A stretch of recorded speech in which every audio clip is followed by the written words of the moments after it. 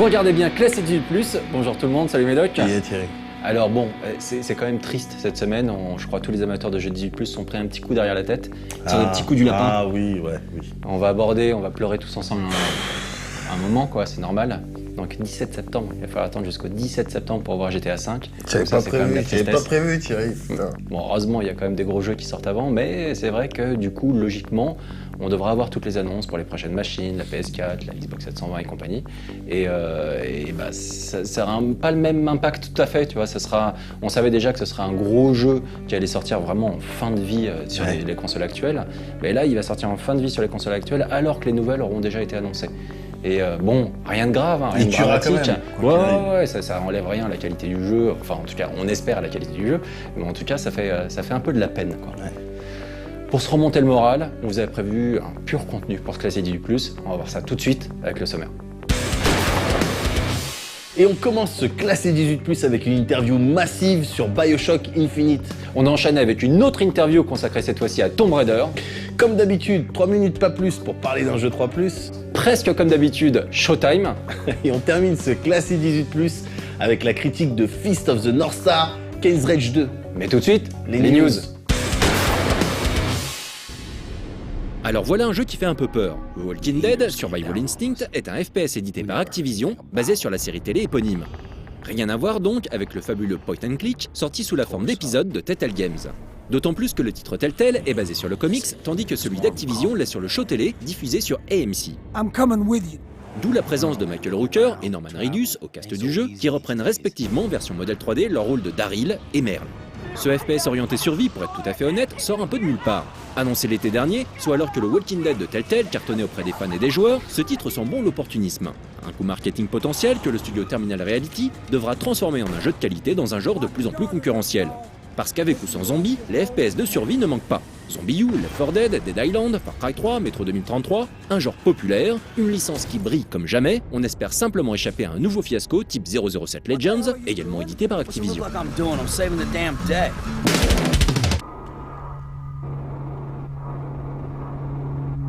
Sans doute en réaction au buzz négatif généré par le précédent trailer et sa grosse voix off bien ridicule, Aliens Colonial Marines s'offre un simili nouveau trailer, oui, encore un. Le voici d'ailleurs. Vous noterez que cette fois-ci, les responsables de la com n'ont pris aucun risque, pas de voix déjà, et en plus ce trailer, on le connaît. Il s'agit en effet d'une version rallongée d'une bande-annonce diffusée début 2012. Le pire, c'est que c'est toujours aussi moche et mal animé. Gearbox, le développeur, Sega, l'éditeur et Core Media, le distributeur, semblent décidément bien décidés à faire parler de leur jeu, mais pas en bien malheureusement. Reste à espérer que le jeu parlera de lui-même et saura se montrer convaincant lors de sa sortie prochaine et de sa critique, diffusée dans 15 jours dans Classic 18+.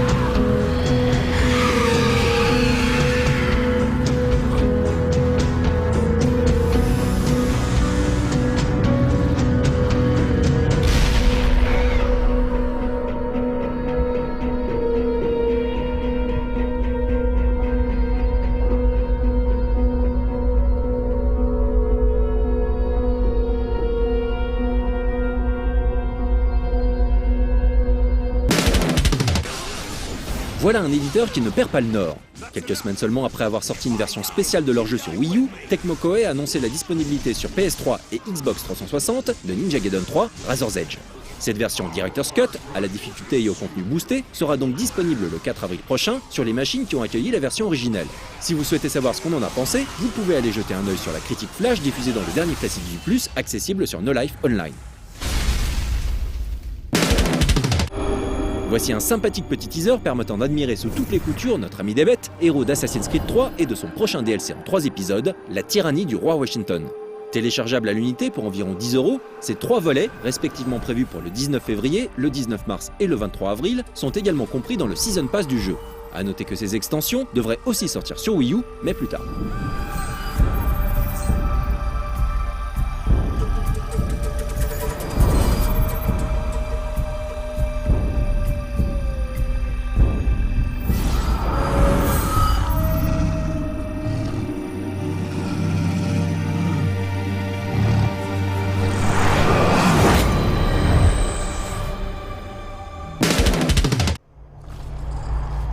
Et on termine ces news 18+, avec la version longue du trailer live consacré à God of War Ascension et diffusée dans le cadre du Super Bowl.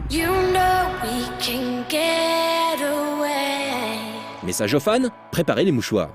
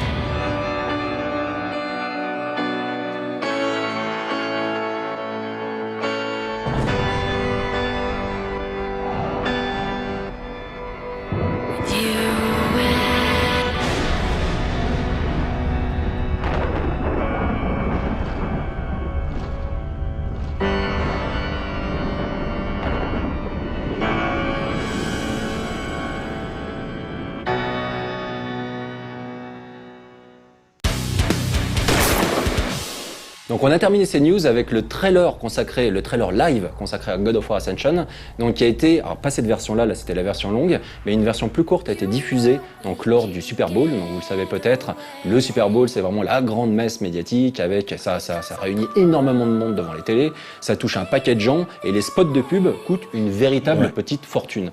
Donc a priori Sony aurait payé autour de 4 millions de dollars pour pouvoir diffuser quand même ces images. Donc ces images ont été réalisées par Karine Fong, qui travaille avec Imaginary Forces, qui est une boîte qui en gros fait des effets spéciaux, fait également des animations, des petits films, plein de choses.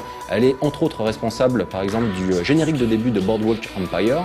Elle a également fait avec ses équipes toutes les petits flashbacks de God of War 3, donc qui étaient très stylisés, très beaux, avec genre un petit peu ce côté avec les cinématiques de Street Fighter, je trouve, au niveau du style, donc un peu crayonné, etc. Comme ça, vraiment magnifique. Et voilà, donc ça fait plaisir quand même de voir qu'un éditeur claque encore une fortune pour parler de son jeu. Et puis surtout quand les pubs pendant le Super Bowl, c'est des attractions à elles-mêmes, c'est une grande messe, les gens en parlent, tout ça. Ouais. Maintenant, God of War Ascension, là, moi j'ai pas trop envie. Moi je trouve qu'il n'y a pas autant de hype sur celui-là que sur les autres. Celui-là, est-ce qu'on est aussi nombreux à l'attendre qu'on a attendu le 2 et le 3 ? Et là, du coup, c'est intéressant puisque le petit spot resitue un petit peu les enjeux. Tu vois, le personnage en lui-même, genre pourquoi il est comme ça, tout gris, pourquoi il est tout triste, pourquoi il est super méga vénère tout le temps. Oui, mais tu le savais un petit peu ça dans le oui, mais ensuite le truc avec sa fille, sa femme. Ah, clairement. Mais là, c'est quand même genre une préquelle. Donc du coup, j'ai dit genre une préquelle, je me suis entendu le dire. Donc c'est quand même une préquelle. Et donc c'était logique de pouvoir resituer un petit peu le personnage, peut-être pour un nouveau public qui ne connaîtrait pas la série. Je pense qu'il y en a, et donc voilà. De toute manière, on verra ça quand le jeu sortira. Ouais. Bon, en tout cas, s'il y a un jeu fait l'unanimité et qu'on attend tous, là il n'y a pas des histoires de buzz ou autre, c'est BioShock Infinite. On va maintenant voir Une petite interview qu'on a réalisée avec un type qui a un poste un peu particulier chez Irration Games. Vous allez voir ça tout de suite, maintenant.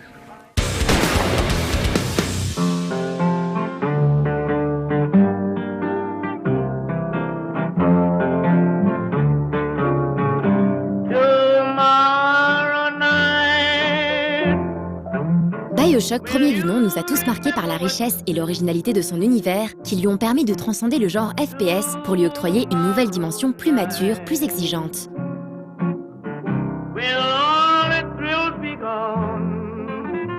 Développé par Irrational Games à Boston, ce studio fondé en 1997 par d'anciens membres de Looking Glass a toujours été féru d'univers forts. Leur premier jeu est ainsi le mythique System Shock 2, créé par Ken Levine.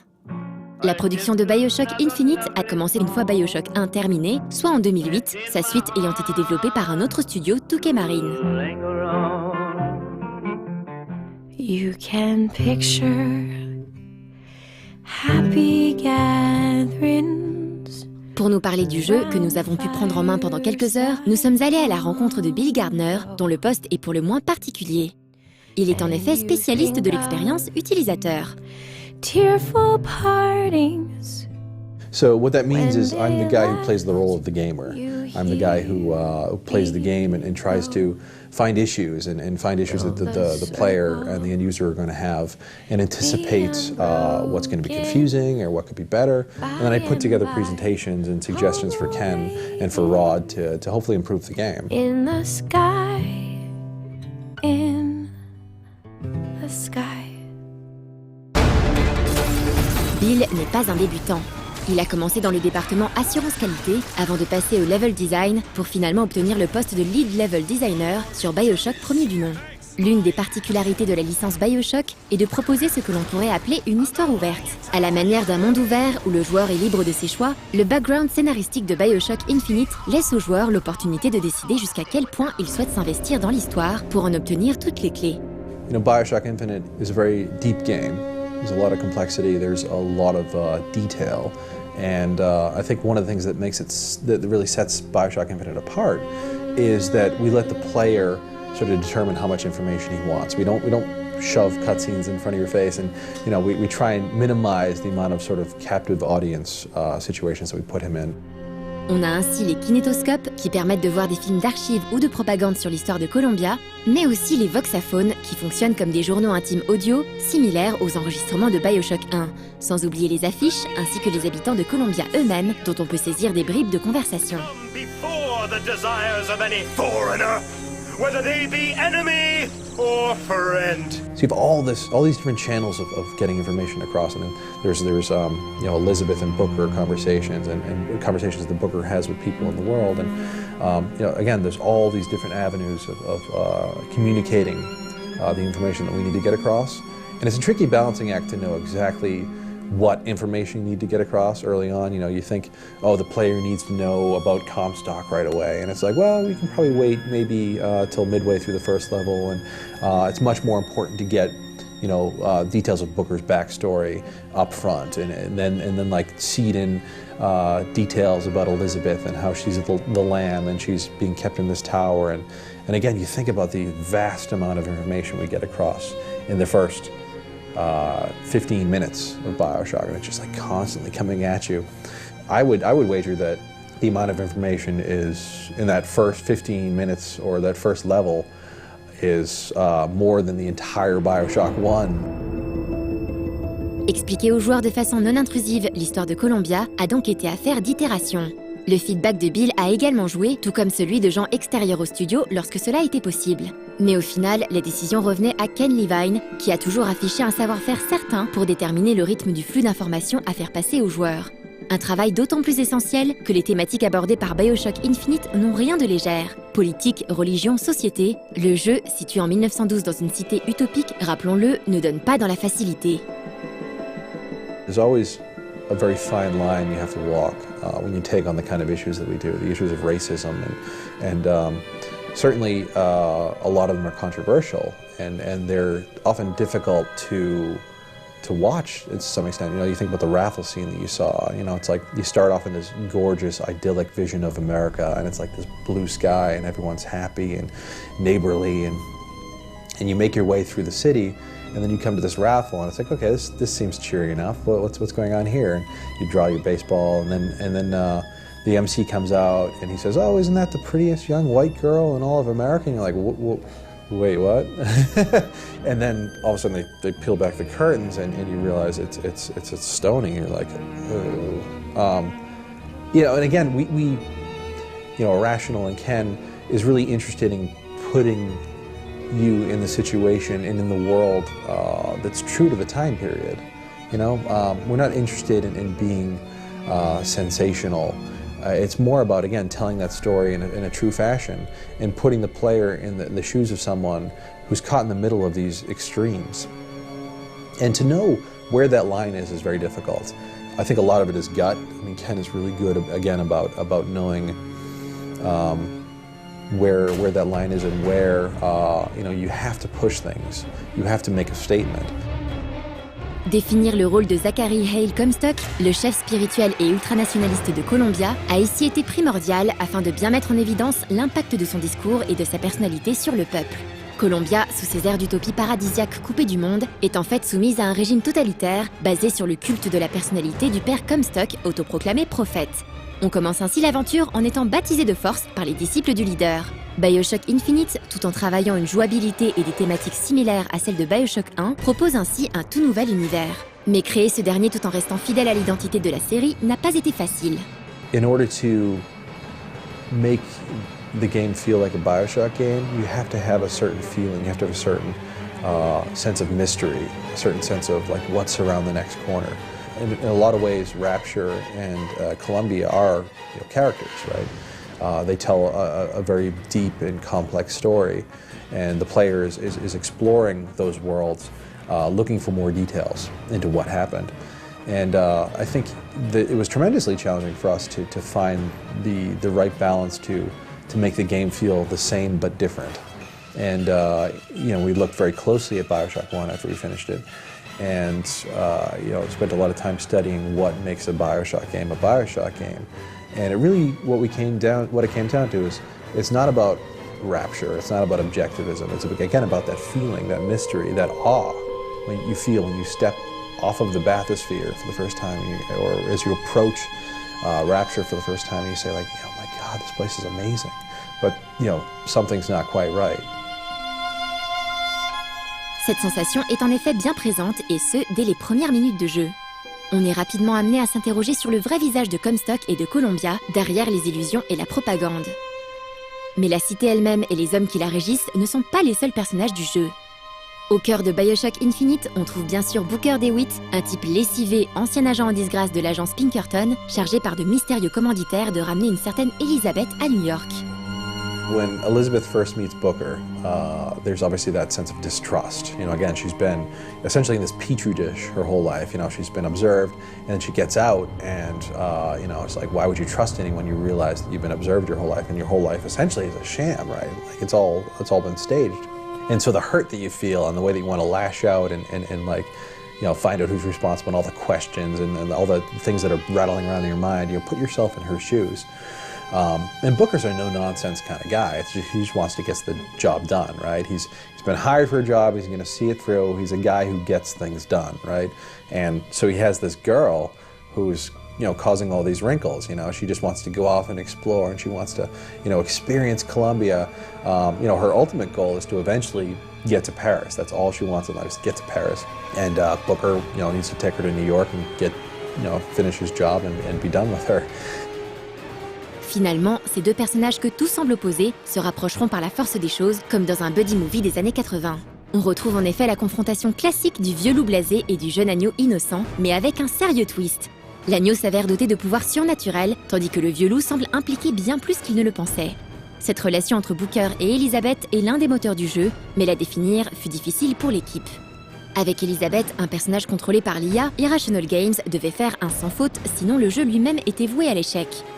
For the longest time, Elizabeth just wasn't working, right? I mean, you think about the amount of work that goes into creating a character that you're gonna fall in love with, a character that you're gonna believe and empathize with.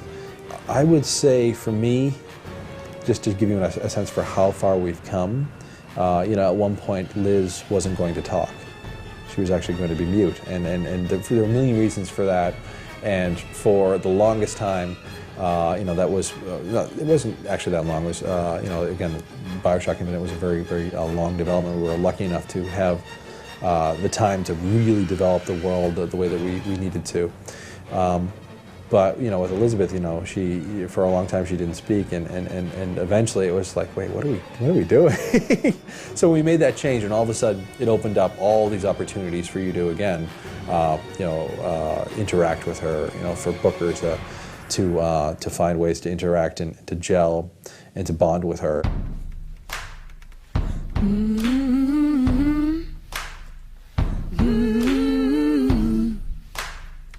Durant le jeu, Elizabeth peut aider le joueur en lui ouvrant des portes, à la manière de Yorda, celle-ci ayant appris à crocheter les serrures durant sa captivité. Elle peut aussi lui prêter de l'argent pour s'acheter des upgrades, lui envoyer des munitions en plein combat, ou carrément exploiter les failles spatio-temporelles qu'elle seule semble à même de voir et de manipuler. Mais tout a un prix.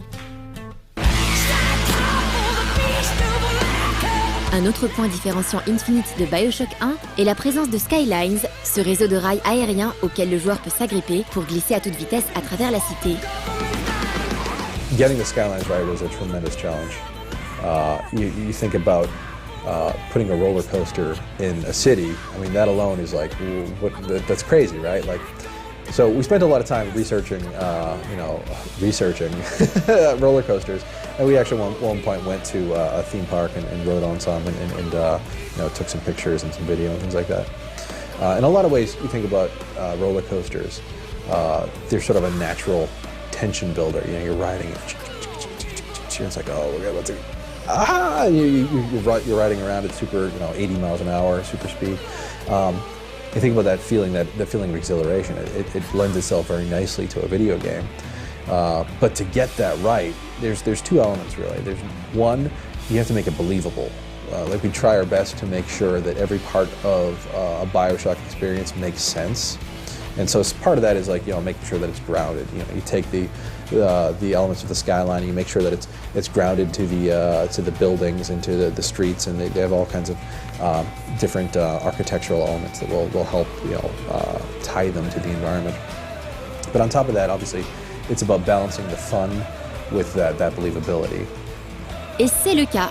Les sensations offertes sont celles d'un grand 8. Elles servent aussi en combat en permettant aux joueurs de tourner autour des ennemis, nettement plus nombreux dans Infinite que dans BioShock 1, ou de les attaquer au corps à corps. Il est même possible de faire demi-tour ou de se décrocher en un éclair pour aller exploser d'un coup d'un seul un ennemi au sol. Ce moyen de déplacement est parfaitement adapté à l'environnement aérien du jeu, qui n'a plus rien à voir avec les espaces confinés de Rapture.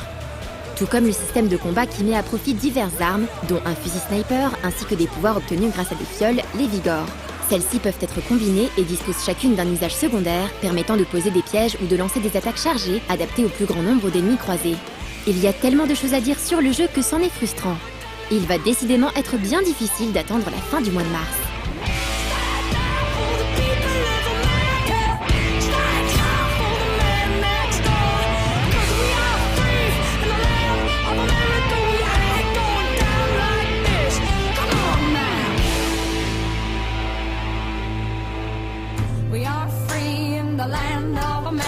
We ain't going down like this. Come on now.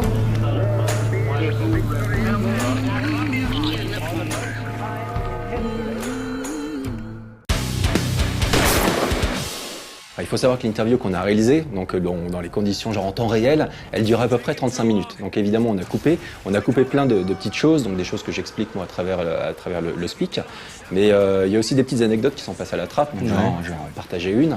Donc sur tout le système de Skylines, donc ces rails aériens sur lesquels tu t'accroches pour te déplacer dans l'environnement et aussi attaquer les ennemis dans l'environnement, ils ont fait plein d'essais. Donc l'idée c'était vraiment de reproduire les sensations, comme il le dit dans l'interview, les sensations du Grand 8. Donc ils ont fait des petits essais, des expériences. Et au début en fait ils avaient créé des rails, mais genre tellement haut, genre vraiment comme le Grand 8, que tu montais pendant des plombes et des plombes et des plombes, et ensuite tu descendais, et ça prenait également énormément de temps, et ça rappelait un petit peu vraiment les séquences de chute libre pure. Et donc c'était trop, c'était too much. Et ils ont dû refaire un peu leur truc de manière à ce que ce soit un peu plus cohérent, un peu plus rapide, un peu plus speed, genre que ça corresponde bien au rythme du jeu, qui reste quand même un FPS. Et voilà quoi. Donc il y a pas mal de petits trucs. Et puis également, on a appris, donc il nous a confié cette anecdote, avec cette histoire où Elizabeth, au début, donc le personnage qui accompagne Booker, le personnage était muet. Il avait conçu comme ça. Et en fait, ils se sont aperçus que c'était a priori une erreur, et donc du coup, ils l'ont fait parler, et ça facilitait beaucoup de choses, donc au niveau des interactions entre les personnages, les informations passées, etc. Elle aurait passé son temps à faire le Bernardo, du coup.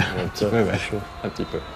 Et qu'en est-il de Lara Croft? Eh ben écoute, est-ce qu'elle parle? Alors, oui, elle soupire plus. Elle soupire? Ouais, elle a mal. Elle souffre. Elle souffre beaucoup. Alors malheureusement, moi j'ai pas d'anecdote comme ça. Enfin, moi j'ai mis pratiquement tout ce qu'il m'a dit, je l'ai mis dans l'interview. D'accord. Non, mais parce que le mec, en l'occurrence Daniel Bisson, le game director qui est français, du coup? Qui est canadien? Qui est super canadien. D'accord.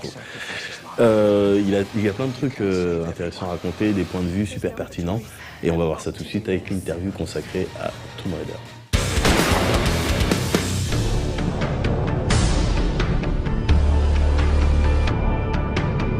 Nous sommes probablement nombreux à attendre avec plus ou moins d'enthousiasme le reboot de Tomb Raider.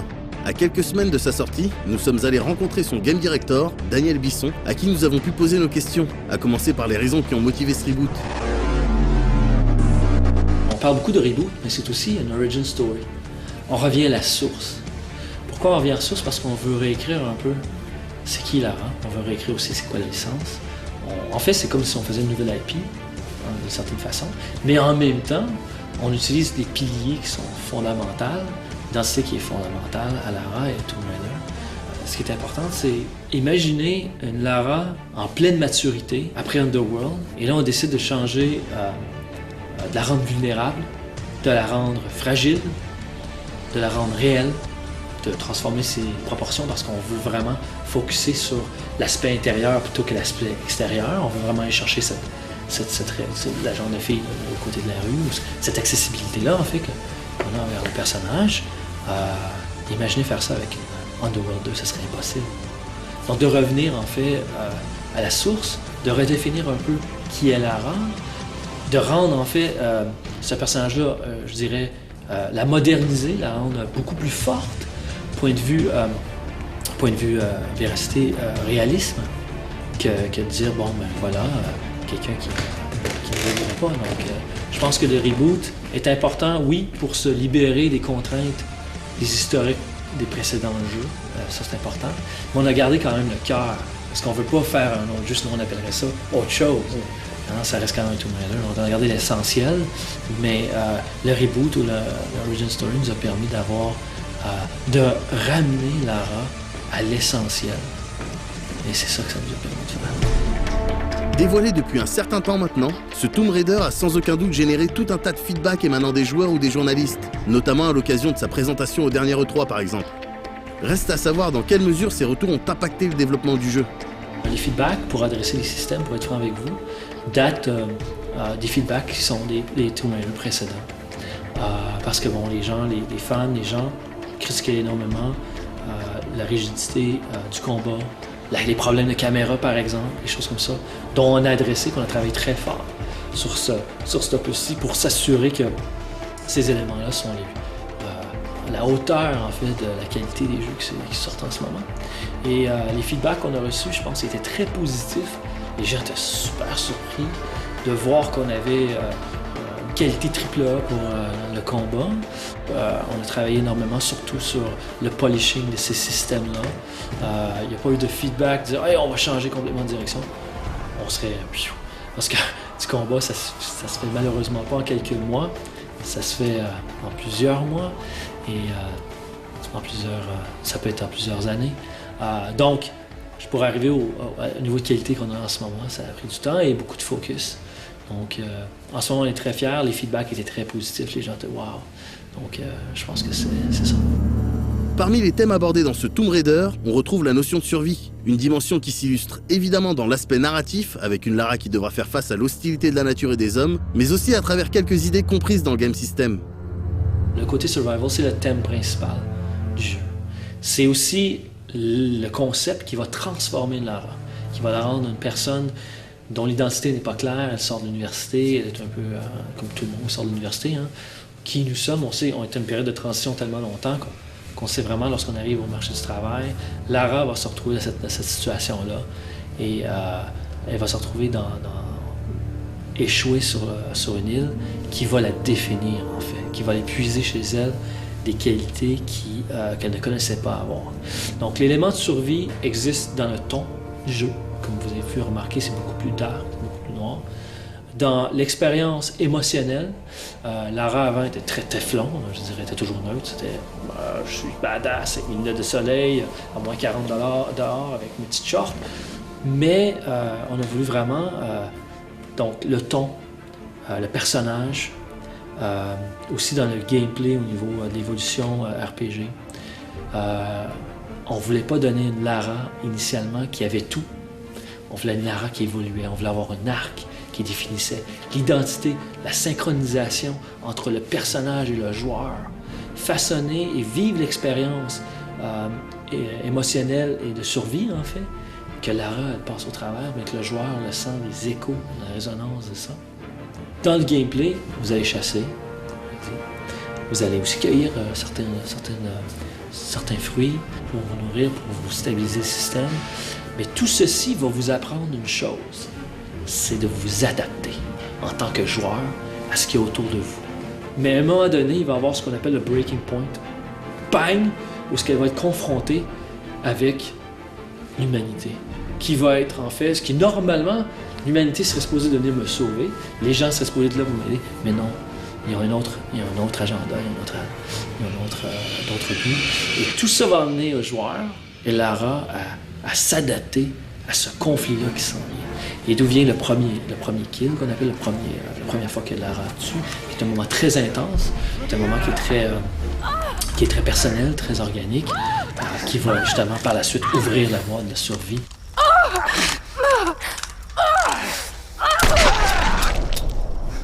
Le joueur doit connaître son environnement parce qu'éventuellement, il va devoir l'utiliser comme arme, comme bouclier, comme endroit où se protéger parce qu'il y a beaucoup d'éléments qui vont lui être portés comme obstacle.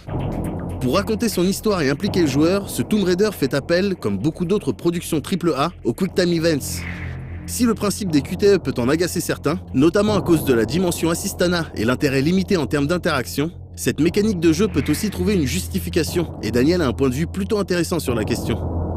Une des choses qu'on a tenté de faire avec Tomb Raider, ce Tomb Raider-ci, c'est de créer une expérience émotionnelle authentique. C'est-à-dire, comme je parlais un peu plus tôt, une explosion, souvent dans les autres jeux, on a une explosion sensorielle. Nous, on va chercher une implosion émotionnelle. C'est ça qui est important pour nous. Et ça, si vous l'expérimentez, vous allez voir que lorsque l'interaction est complexe, l'émotion revient à des émotions qui sont beaucoup plus viscérales et primaires. Donc la peur versus le contrôle, vouloir prendre le contrôle et dire « je vais gagner » par rapport à la peur de perdre, qui sont très, très liées fondamentalement. C'est un peu le côté animal qu'on a en nous. La mélancolie, la tristesse sont des choses qui sont presque comme le Saint Graal aujourd'hui, parce qu'on revient toujours à tester les skills du joueur. Et il y a certains jeux là, maintenant qui commencent à sortir, qui sont très intéressants, puis que nous, on est déjà, on tente aussi d'aller dans cette direction-là. Des jeux comme Heavy Rain, des jeux comme The Walking Dead de Telltale, qui demandent, et ce n'est pas les QTE en tant que tel, mais qui demandent une interaction légère. Parce que plus l'interaction elle est simple, et plus l'émotion peut être complexe. L'exemple qu'on donnait, parce que bon, on faisait des playtests de Rainbow Six, où ce que les gens étaient sous le feu, ils se faisaient tirer de partout, puis il y a eu une scène qui avait lieu dans la petite fenêtre. Émotionnel, mais les gens catchaient juste pas, ils comprenaient pas ce qui se passait parce que moi je tire des gens, je me fais tirer puis c'est la survie. Donc ils ne pouvaient pas avoir aucune empathie pour ce qui se passait. Donc ce qu'on a compris, c'est vraiment plus l'émotion est complexe, plus l'interaction doit être simple. Donc que ce soit du QTE, que ce soit juste du mouvement stick, comme par exemple quand on prend l'arc, c'est un moment unique. Même si ça fait juste faire ça et je fais juste bouger le stick. Mais ça a un moment très unique et très, très intime avec le premier arme. Parce que toute la musique, le acting, la performance, la douceur, juste la douceur d'appuyer sur le stick, juste la douceur d'appuyer donne ce côté intime et ce côté vrai et authentique de l'émotion que Lara elle a. Parce que quand elle tombe par terre, elle réagit, mais tu comprends parce qu'on a créé une anticipation. Quand on est frappé, la tension a été libérée ou laissée. Puis là, on sent cette synchronisation-là. Pour ça, pour moi, les QTE, quand on le prend dans un point de vue où on fait juste faire play un spectacle, je pense que c'est une mauvaise utilisation des QTE. Je pense que ça c'est un diminutif, en fait pas diminutif, mais une simplicité en fait d'interaction qui n'est pas nécessaire. Mais lorsqu'on veut vraiment raconter sous forme de scène une émotion qui est très complexe, avoir des interactions d'input simples va aider justement à pouvoir avoir cette relation-là privilégiée avec notre expérience. Ayant travaillé sur de nombreux titres pour de nombreux éditeurs, Daniel et son équipe se pointent avec une certaine expérience. On peut alors se demander dans quelle mesure leurs travaux précédents, et ceux des autres même, ont influé sur ce Tomb Raider.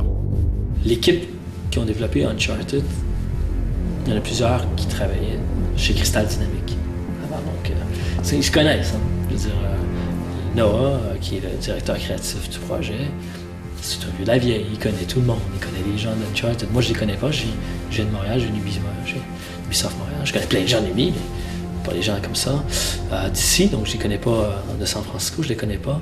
Mais c'est sûr et certain qu'on a eu l'occasion de jouer et regarder tout Uncharted. J'ai eu la chance de travailler sur Assassin. Donc, de ces expériences-là, je l'ai apporté aussi sur ce produit-là. J'ai eu l'occasion aussi de travailler sur Rainbow Six, donc encore d'expériences que j'ai acquis, que j'ai pu apporter. Il y a des gens qui travaillent sur Red Dead Redemption, qui ont travaillé sur Gears of War, qui sont dans l'équipe, qui apportent leur expérience aussi.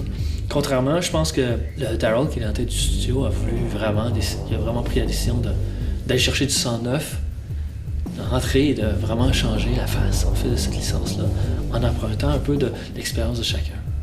Est-ce que c'est du Assassin? Peut-être un peu, parce que bon, j'ai de l'influence là-dedans. Est-ce que c'est un peu Rainbow Six? Peut-être, oui, la façon qu'on shoot. C'est de l'inspiration sur le travail que j'ai eu à faire. Est-ce que c'est un peu du Red Dead, avec la chasse et tout ça? Peut-être, parce que la personne qui a travaillé sur les ennemis, sur Red Dead Redemption. Voyez-vous ce que je veux dire? C'est l'expérience de ces gens-là. C'est une petite équipe, mais c'est une équipe qui a beaucoup d'expérience, qui ont un portfolio super intéressant. Donc c'est vraiment le fun de travailler avec ces gens-là. I'm handling this! No! Juste pour faire un petit bilan, Tomb Raider, la différence qu'elle a par rapport à Uncharted, c'est excellent. C'est le côté vraiment... Nathan est beaucoup plus groundé, ses mouvements sont beaucoup plus calculés, très réservés. Tandis que Lara, quand on joue Lara, elle est focusée beaucoup plus sur la mobilité, le mouvement, on l'appelle... Moi, un des termes qui était important pour nous, la vision, c'était mobility. Même dans son dialogue, elle va dire « I need to keep moving, I need to move ». Et ça, dans le combat, dans le traversal, dans le puzzle, dans tout ce qu'elle fait, elle doit être en mouvement. Donc, les covers utilisés pour le combat, par exemple, ce ne sont pas des pit stops, ce ne sont pas des endroits où je dois arrêter. C'est des endroits qui me permettent de mouvoir encore mieux, de pouvoir vraiment d'approcher. Dans Uncharted, tu gardes certaines distances des ennemis. Tu ne vas pas te rapprocher nécessairement, tu vas regarder, tu vas même reculer. Dans Tomb Raider, tu vas t'approcher. Tu vas vraiment t'avancer, aller chercher les ennemis. Donc, toute cette approche-là est différente. L'approche aussi au niveau du héros. Le héros dans Assassin ou le héros dans Uncharted, ces gens ils ont toutes leurs habiletés dès le départ. Lara, elle est vulnérable. Lara est quelqu'un qui... Donc, c'est tout un élément que je dirais qui est différent par rapport à ces jeux-là. C'est vraiment est-ce qu'on a voulu faire différent? Non. Ce qu'on a voulu faire, par contre, c'est d'enlever le côté Teflon de Lara, de la moderniser, de la rendre réelle. Et ça, c'est la direction qu'on a pris. Et quand les jeux sont sortis, parce que ça fait quand même un certain temps que Tomb Raider est en production, on était vraiment contents, on voit, puis oui, ça nous pousse à se dire, OK, on va travailler là-dessus, Mais globalement, je pense que c'est vraiment... C'était vraiment plus...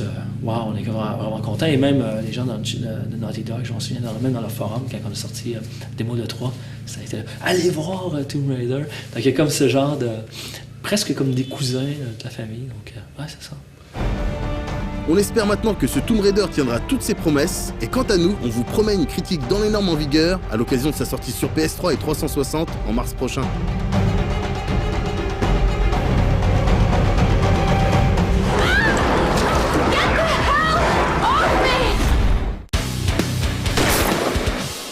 Alors c'est quoi cette histoire? Donc l'événement et l'interview s'est déroulé au musée de la chasse, donc au milieu des animaux empaillés, genre de conneries. Ouais, c'était bizarre. Ouais. C'était spécial, mais le cadre, il tuait. C'est juste que c'était un petit peu vieillot. Ouais. Du coup, pendant qu'on faisait l'interview, je sais pas si ça s'entend ou tout ça, mais pendant qu'on faisait l'interview, il y avait... T'entends des cris d'animaux, je dis non, déplacés à j'entends l'arrière. surtout les gens qui marchent sur le parquet. À un moment donné, il y a quelqu'un qui vide des bouteilles aussi en verre, donc je crois qu'on entend les bruits que vous entendez. C'est pas une ambiance que Mathilde elle vous a mise, hein. C'est des bruits qu'il y a, tout ça. Mais l'ITV reste intéressante. Moi, j'ai vraiment bien aimé son point de vue sur les QTE. Ouais. En règle générale, nous, on n'aime pas trop les QTE, surtout quand c'est pas justifié, surtout quand c'est là juste pour... on dit d'appuyer sur ce bouton-là pour faire une action de base. Quand ça n'a pas de justification, c'est pas intéressant.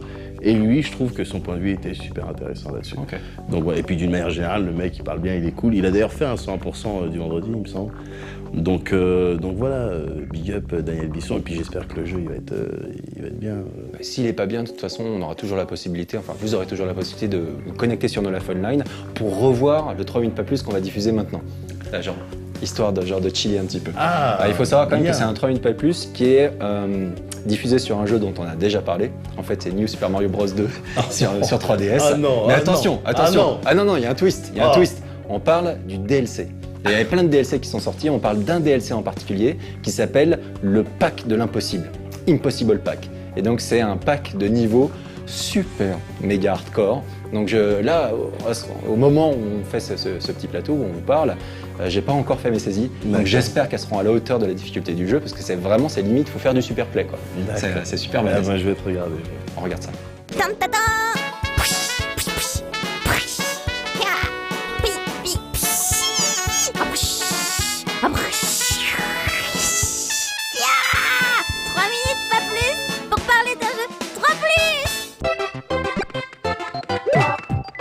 Lorsqu'on pense à New Super Mario Bros 2 ou à n'importe quel titre de la série 2,5D, sur Wii ou Wii U, on pense à ça. Un jeu tranquille, auquel on peut jouer sans pression aucune, à la cool quoi. On saute sur la tête d'un Goomba ou deux, on court, on ramasse des pièces, on chope des bonus, easy. Comme les fans hardcore le savent sans doute déjà, Nintendo donne désormais dans le DLC avec des packs de niveaux destinés au mode pièces en folie. Pour les télécharger, il suffit de lancer ce mode précis puis d'aller faire un tour par la boutique in-game. Ces niveaux sont un peu chers, soit dit en passant, 2,50€ le lot de 3. Mais bon, du contenu bonus, lorsqu'on est fan, ça ne se refuse pas. Les niveaux proposés jusqu'à maintenant n'avaient rien de spectaculaire, jusqu'à la sortie fin décembre de l'Impossible Pack, renommé Parcours 10 Crise de nerfs. Avouez que le nom de ce pack de 3 niveaux inédits a terminé d'affilée a de quoi interpeller. D'autant que contrairement aux autres, dont la difficulté était identifiée par une notation en étoiles, de 1 à 5, ici point d'étoile, juste un adjectif, difficulté extrême. Autre particularité, il affiche d'emblée un objectif étrange, collecter 100 pièces. Seulement ? Bah ouais, seulement 100 pièces. Sauf qu'il n'y a aucune pièce à ramasser dans les 3 niveaux, ni aucun bonus d'ailleurs, si ce n'est les checkpoints qui font office de champignons, et que vous n'avez bien entendu qu'une vie. Pour obtenir les 100 pièces, il faudra donc impérativement finir les niveaux aussi vite que possible et attraper le sommet du drapeau pour doubler ses maigres gains. Mario number 1. Quant aux niveaux en eux-mêmes, ils méritent leur nom. Ah ça oui, pas de problème là-dessus. On n'est pas floué sur la marchandise pour finalement retrouver la difficulté de certains jeux de plateforme indé, comme VVVVVV, et les tout derniers niveaux de Mutant Mudds, pour prendre en référence 2 titres téléchargeables sur l'eShop de la 3DS. Non mais franchement, regardez un peu cet enchaînement de malades. Le pire, c'est que ces niveaux nécessitent au final un double temps d'apprentissage. Pour s'habituer à la difficulté et se familiariser avec le level design de chacun des 3 niveaux, normal, mais également pour accepter le fait que ce sont bel et bien des niveaux de New Super Mario Bros 2 qui nous résistent. Une façon quelque part de redécouvrir Mario sous un nouveau jour. Qui eût cru que notre plombier en avait encore sous la casquette, qu'il pouvait à nouveau nous faire souffrir, nous pousser à bout, nous briser les genoux? Franchement, si vous faites partie des fans légèrement frustrés de Mario, qui attendent comme le Messie le prochain Mario 3D, pour enfin sortir de cette torpeur dans laquelle la série New Super nous a noyés, téléchargez ces niveaux. Vous retrouverez ainsi cette bonne vieille sensation du mercurochrome que l'on badigeonne sur une blessure encore fraîche. Et curieusement, comme à l'époque de sa tendre enfance, où l'on prenait des risques insensés sur son vélo pour impressionner ses potes, ça fait du bien. Oh non!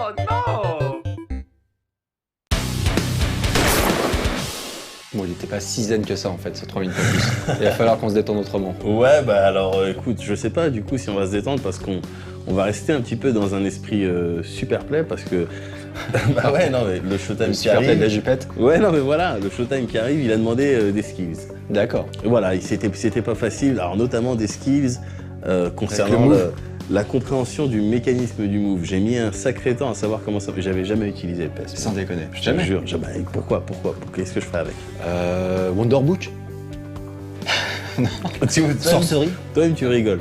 Donc, il n'y a pas grand-chose. Donc voilà, donc j'ai mis un certain temps, mais vu que je suis un professionnel de la profession, j'ai su comment ça marchait, donc une fois le truc. Mais après, le truc était en japonais, donc j'ai dû utiliser mes autres compétences, donc compétences de professionnel, compétences de linguiste, pour comprendre ce qu'on me racontait. Et du coup, j'ai pu flinguer des petites jupes avec mon flingue à phéromone. Tu vois, ça va être sympa, j'en profite juste vite fait, je suis à la télé. Vas-y. Donc j'en profite pour passer le bonjour à ma famille et tout. Non, mais surtout pour remercier les deux jeunes qui se reconnaîtront et qui m'ont prêté en fait Galgun. D'accord, tu te fais aider. Bah oui, parce que. Moi, pour 3 minutes pas plus, on m'envoie rien. Jamais. Mais rien. Ouais, mais parce que. Y a pas Je sais pas pourquoi. Encore une fois, il n'y a pas de secret, Thierry, mais on en discute après le Showtime. Si tu veux. Ok. Tout de suite, Showtime.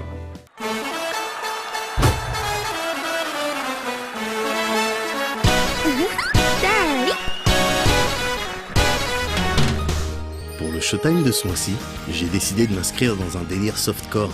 C'est vrai, après tout, il n'est pas systématiquement nécessaire de donner dans le close-up humide et bien dégueulasse pour activer ce processus chimique et naturel qui consiste à mettre mal à l'aise les garçons dans leurs jeans. Ne dit-on pas que ce qui est suggéré est parfois bien plus excitant ? D'autant que là, avec Galgun, je suis juste en train d'assouvir un délire probablement situé au niveau du cerveau reptilien des mâles. Un délire qui nous pousse, depuis notre plus jeune âge, à nous questionner quant à ce qui pourrait éventuellement se trouver sous la jupe d'une fille. Personnellement, je vous avoue que je ne me souviens plus trop de ce à quoi je m'attendais. Des trucs qui n'ont pas de sens certainement, comme un bonbon, des G.I. Joe ou peut-être même une cartouche Master System. Avec du recul, je constate que j'ai presque visé juste avec mon histoire de bon bec. Anyway, le truc complètement fou, c'est qu'une fois qu'on sait parfaitement ce qu'il y a sous la jupe d'une fille, qu'on a compris le pattern, qu'on a saisi l'astuce, qu'on a découvert le poteau rose, qu'on connaît les lieux comme le fond de sa poche, qu'on pourrait carrément s'orienter là-dedans les yeux fermés, on reste tout de même curieux. On veut savoir, et on mettra tout en œuvre pour assouvir cette curiosité. Je veux dire, si dans les escalators on se range à droite, c'est pas parce qu'on a flemme de monter les marches. Et d'une certaine manière, c'est triste, parce qu'on est presque en train d'illustrer la définition de la folie selon Far Cry 3. Refaire exactement la même chose en espérant qu'il y ait quelque chose qui change.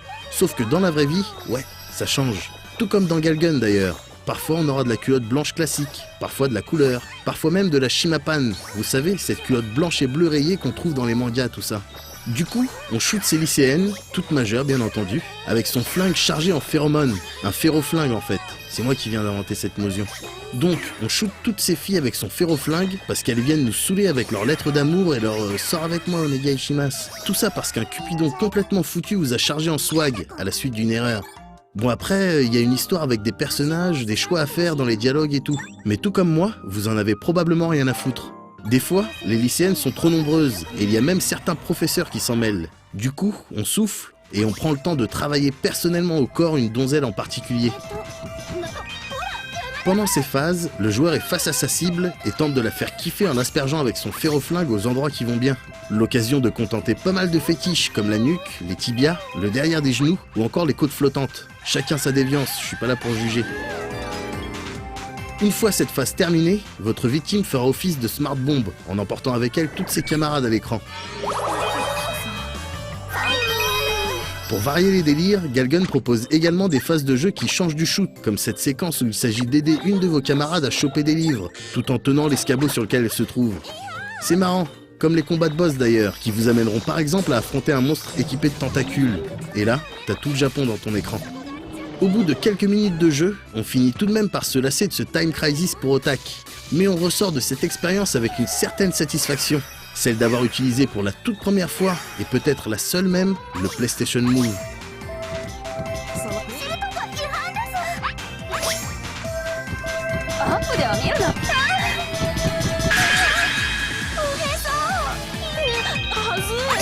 On se retrouve le mois prochain.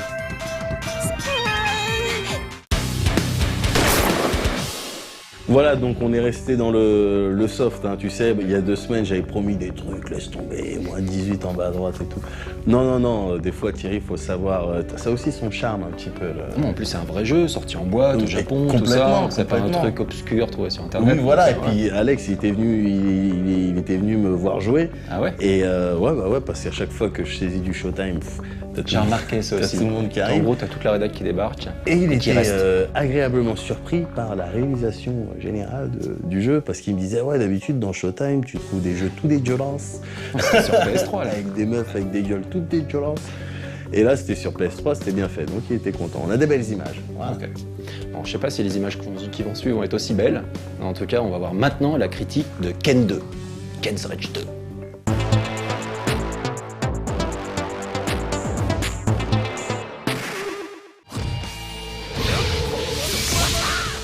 Malgré le gros carton de Fist of the North Star, Ken's Rage, en 2010 au Japon, Koei Tecmo n'a pas cherché à lui donner suite dans la foulée.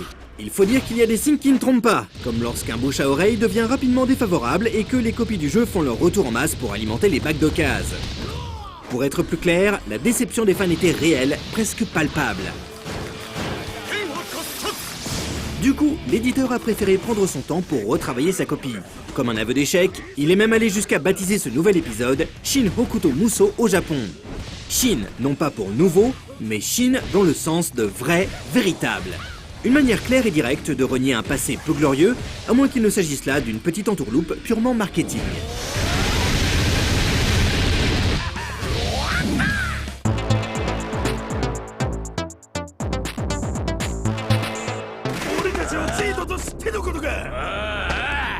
Malgré son titre occidental, Fist of the North Star Ken's Rage 2 n'est pas une suite à proprement parler, mais plutôt une copie revue, corrigée et enrichie.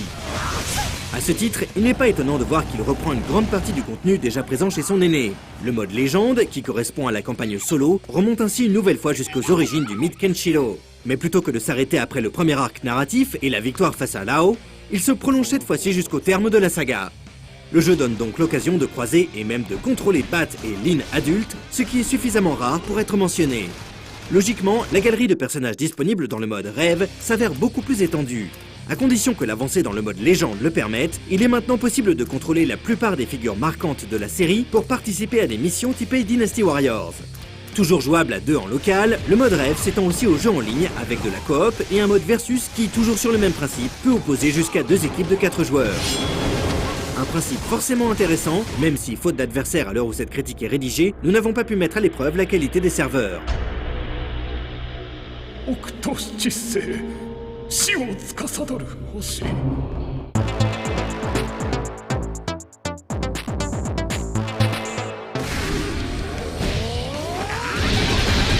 Un peu comme c'était le cas pour FF13 et FF13-2, le cahier des charges de Fist of the North Star Ken's Rage 2 semble avoir été élaboré à partir des reproches formulés à l'encontre du premier épisode. Le gameplay balourd que l'on a tant décrié a ainsi été considérablement boosté, un peu comme si l'on était passé d'un jeu 50 Hz à sa version originale 60 Hz. Forcément, la prise en main se montre beaucoup plus agréable et des personnages comme Toki et Kenshiro se manient enfin avec plaisir. Il faut dire aussi qu'entre des coups à la portée allongée et une plus grande résistance aux attaques de punk, nos héros dégagent enfin ce sentiment de puissance qui leur manquait tant. Les premières impressions sur ce Fist of the North Star Ken's Rage 2 sont donc rassurantes et se confirment même très vite. Car plutôt que d'essayer de faire un jeu classique et y intégrer des éléments hors sujet, comme il y a un peu plus de 2 ans, les développeurs ont choisi cette fois-ci de s'adresser directement aux fans. Le petit côté aventure-exploration qui plombait le rythme du premier volet a complètement disparu. Ici, c'est la castagne qui prévaut. Les longs couloirs dépeuplés ont disparu pour la plupart, et la progression s'appuie maintenant davantage sur une succession d'arènes où les ennemis viennent se tasser en une foule bien compacte. Le fameux esprit Musou totalement absent du premier épisode répond donc à l'appel.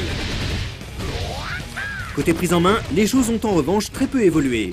On note par exemple que tous les super coups dépendent maintenant de la même jauge, qu'un petit dash permet d'esquiver et de contrer, mais rien ne vient changer fondamentalement les choses. Hormis peut-être les QTE chargés de finir les boss et qui sont réduits ici à leur plus simple expression. Le système d'évolution a en revanche été complètement refondu. En lieu et place de l'arbre de compétences classique et efficace auquel on avait droit, les développeurs ont introduit un système de parchemin à combiner pour optimiser les caractéristiques de nos héros. Ça n'a pas vraiment de sens, même si l'on apprécie le fait de pouvoir partager les rouleaux débloqués en légende avec les personnages du mode raid.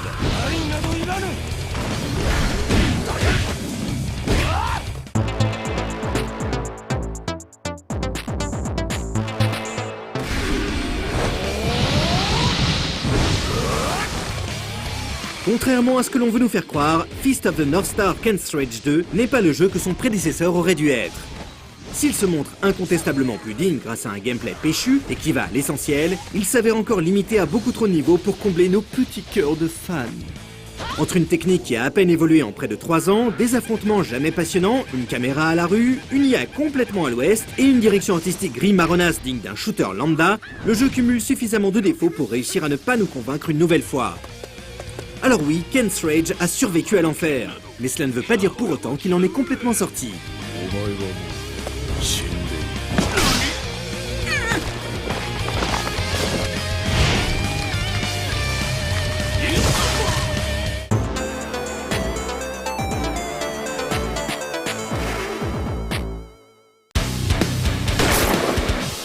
Bon voilà, Ken's Rage, en fait, je me mets à la place d'un prof.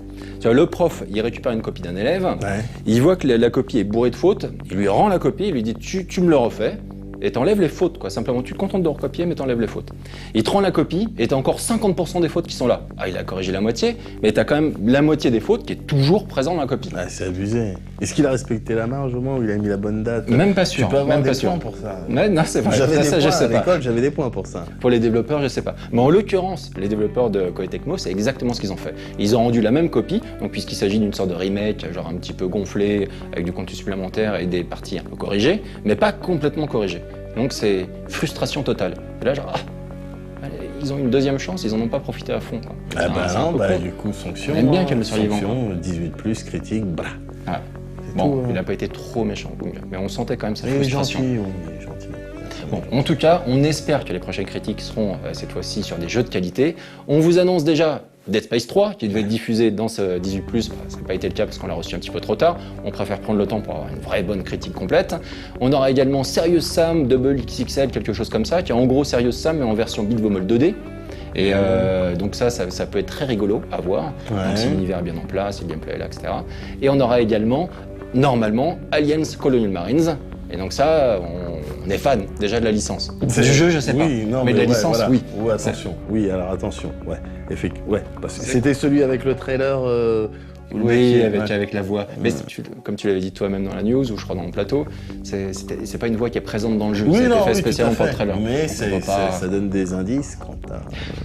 On peut être inquiet. Traitement. En tout cas, soyez quand même présents dans 15 jours pour regarder Classic 18+, puisqu'on aura de toute façon plein d'autres choses aussi. On n'aura pas que ces critiques-là. On aura potentiellement peut-être un second Showtime. Faut voir. Ça dépend des retours qu'on a là. Si les gens disent finalement, je suis pas là dans 15 jours. Comme ça. Dans 15 jours, je vous envoie un Showtime. Et attention, live, là, on est à l'écoute. Là, c'est le CSA là, qui m'appelle. Sur mon portable qui m'appelle. C'est pas toi, c'est Seb qui vont appeler. Hein? Bon, mais c'est pas plus mal. On se donne rendez-vous dans 15 jours dans Classic 18+. Salut tout le monde.